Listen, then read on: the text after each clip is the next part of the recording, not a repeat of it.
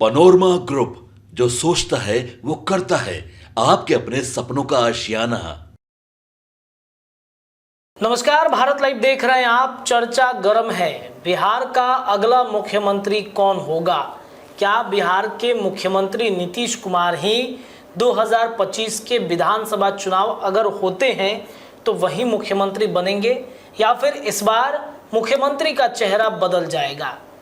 कई लोग ये कहते हैं कि नीतीश कुमार को अब रिटायरमेंट ले लेना चाहिए। पिछले 20 सालों से बिहार की सेवा उन्होंने किया, अब बिहार की सेवा करने का मौका किसी और को दे देना चाहिए। तो सवाल ये उठता है कि बिहार में मुख्यमंत्री के चेहरे के रेस में तो कई लोग हैं। जैसा कि बाबा ने पिछले ही दिनों आपको बताया था कि चिराग पासवान हो, तेजस्वी यादव हो, मांझी के बेटे संतोष सुमन हो, भारतीय जनता पार्टी के अंदर भी कई ऐसे चेहरे हैं। सम्राट चौधरी पर एक दाव लगाया गया था 2022 में, जब नीतीश अलग हुए थे, एनडीए से महागठबंधन में चले गए थे। इसके अलावा उपेंद्र कुशवाहा है। तो सवाल ये उठता है कि क्या बिहार की जनता नीतीश कुमार के चेहरे पर आज भी उतना ही भरोसा करेगी, या फिर 2025 में उतना ही भरोसा करेगी जो 2020 से लगातार करते आई है, या 2005 से लगातार करते आई है? तो ये सवाल ये उठता है कि नीतीश के चेहरे पर कितना भरोसा है। क्या बीजेपी इस बात को एक्सेप्ट कर रहा है? एनडीए गठबंधन में बाकी जो साथी हैं वो एक्सेप्ट करेंगे?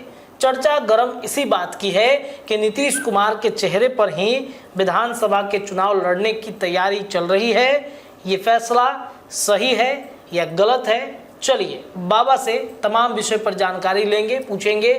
बाबा, बिहार में नीतीश कुमार ही होंगे सीएम फेस? देखिए, जो वर्तमान परिस्थिति बनी है उस परिस्थिति में तो नीतीश कुमार ही नजर आ रहे हैं जी, क्योंकि एनडीए के सभी घटक दल ने स्वीकार किया है कि नीतीश कुमार ही हमारे नेता होंगे और उनके नेतृत्व में हम चुनाव लड़ेंगे। ये हम आज की बात कर रहे हैं, लेकिन इन बातों को कहने से पहले हमारा भी जुबान लड़खड़ाता है, क्योंकि जो परिस्थितियां रही हैं, जिस तरह का आपने देखा होगा कि पिछले 19-20 साल की चर्चा आप कर रहे थे, उस 19-20 साल में नीतीश कुमार ने जिस तरह का एक्ट किया है, जिस तरह की पॉलिटिक्स की है, उसमें कुछ भी ऑथेंटिक रूप से कहना या स्थापित करके कहना ये संभव नहीं है।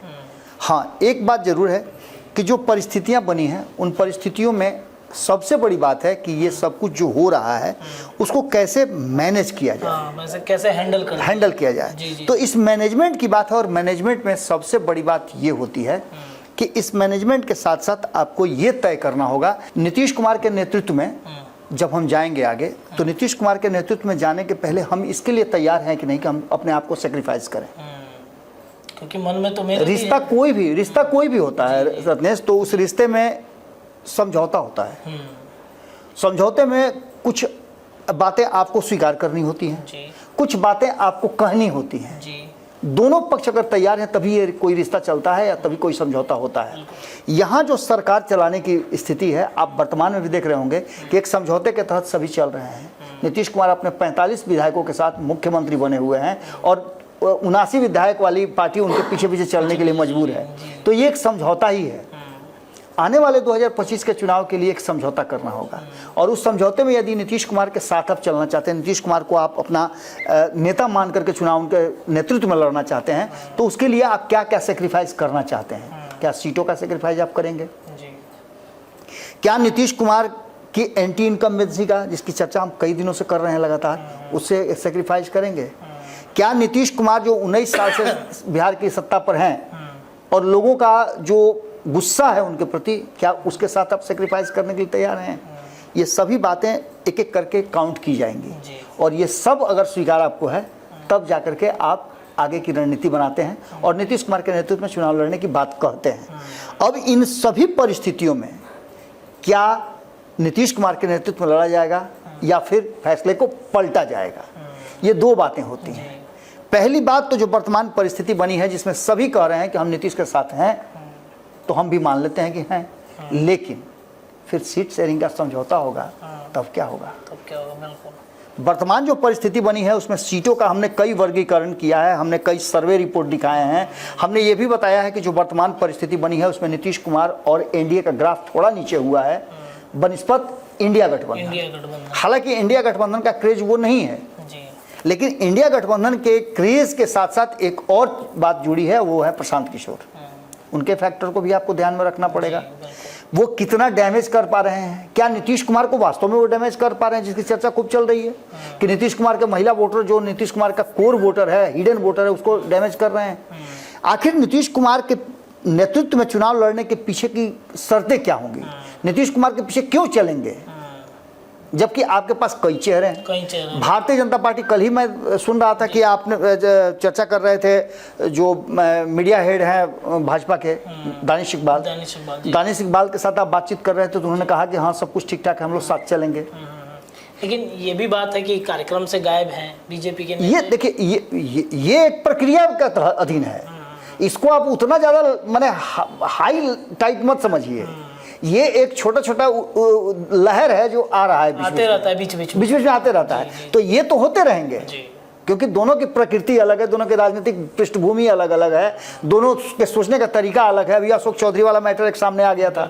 अशोक चौधरी ने एक ट्वीट क्या किया कि सब लोग को लगा कि अरे ये तो बहुत गड़बड़ कर दिए, लेकिन वास्तव में अशोक चौधरी को समझने वाला समझता है। हम 4 दिन पहले, आपको याद होगा, हमने समझाया था कि अशोक चौधरी इतने हल्के पॉलिटिशियन नहीं है कि उनको आप जज कर लीजिएगा।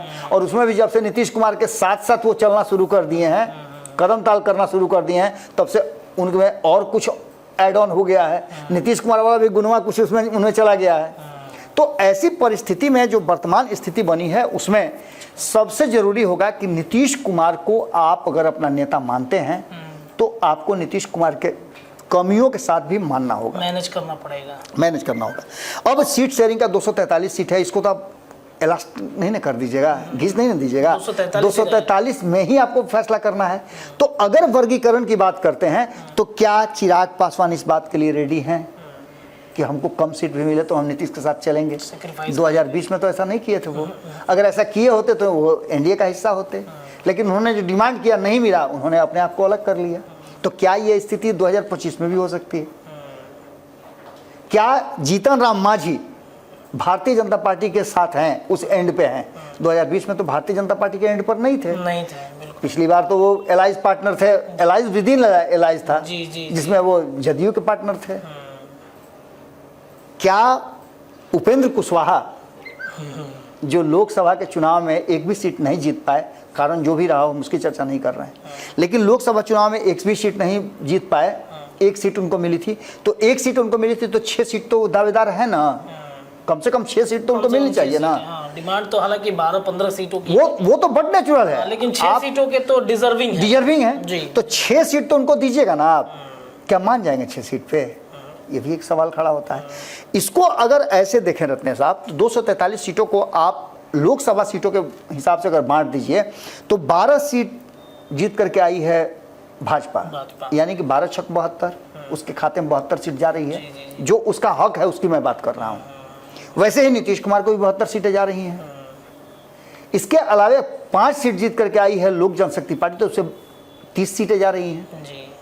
अगर जीतन राम मांझी की बात करें तो उनको 6 सीटें जा रही हैं, एक सीट। और अगर हम इसमें ऐड कर लेते हैं उपेंद्र कुशवाहा को, तो उनको भी 6 सीट मान लीजिए। ये कुल मिलाकर के 186 सीट हो जाता है, जो रेस्ट बचता है 57 सीट। इस 57 सीट का झमेला कैसे दूर होगा?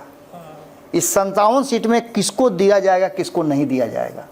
यदि 72 सीट वाले को अगर 10 सीट दे दिया जाता है, या 15 सीट और दिया जाता है, या 20 सीट दे दिया जाता है, या फिर जो 57 सीट है उसमें से 25-25 बांट लेते हैं, तो 7 ही सीट न बचता है।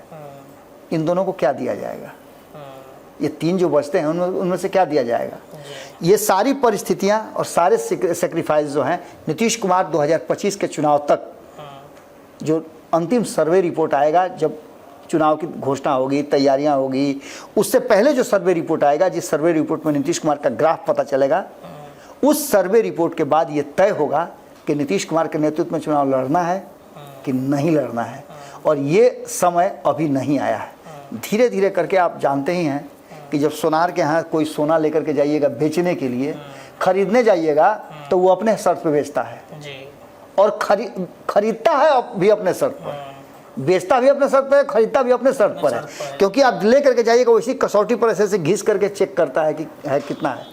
अब तो मशीन भी आ गया है, जहां उसको दे दीजिएगा तो कैरेट बताएगा कितना कैरेट है, उसका एक्यूरेट दाम कितना हुआ। उसी तरह से ये जो 22 कैरेट, 24 कैरेट, 18 कैरेट, जो भी आपको तय करना है, ये तय होगा 2025 में। और 2025 के चुनाव में तब जाकर के ये फैसला किया जाएगा। अभी आप ये कह सकते हैं कि नीतीश के नेतृत्व में चुनाव लड़ेंगे हम, लेकिन फाइनल और फैसला दोनों होना है 2025 के चुनाव से कुछ दिन पहले, वही स्थिर होगा। कारण यही। चलिए, तो ये वजह है और इसी बात को लेकर के चर्चा तेज है कि नीतीश के चेहरे पर चुनाव लड़ने के लिए कौन कौन तैयार है। 25 का चुनाव आएगा और उसके ठीक पहले, 25 के चुनाव के पहले जो सीटों के बंटवारे होंगे, वो जो आंकड़े और सर्वे आएंगे, उससे स्पष्ट होगा कि सीएम का चेहरा बिहार में कौन होने वाला है। फिलहाल इस खबर के लिए इतना ही, लेकिन आज दिन भर लगातार खबरें आपको मिलेंगी भारत लाइव के माध्यम से। बहुत बहुत धन्यवाद। पनोरमा ग्रुप, जो सोचता है वो करता है। अगर ये वीडियो पसंद आई और वह बिहार के राजनीति और बिहारियत से सरोकार रखेनी तो सब्सक्राइब बटन दबा के चैनल के सब्सक्राइब कर ली। ओजे एगो घंटी बा, ओकरा बटन दबा देला से कुल सटीक और मारक खबर रुआ मुफ्त में मिल जाई। अगर रुआ पत्रकारिता के हमनी के नया प्रयोग में सहयोग कर चाहतानी तो ज्वाइन बटन दबा दी। पेटीएम नंबर नोट कर ली 9386816700। धन्यवाद।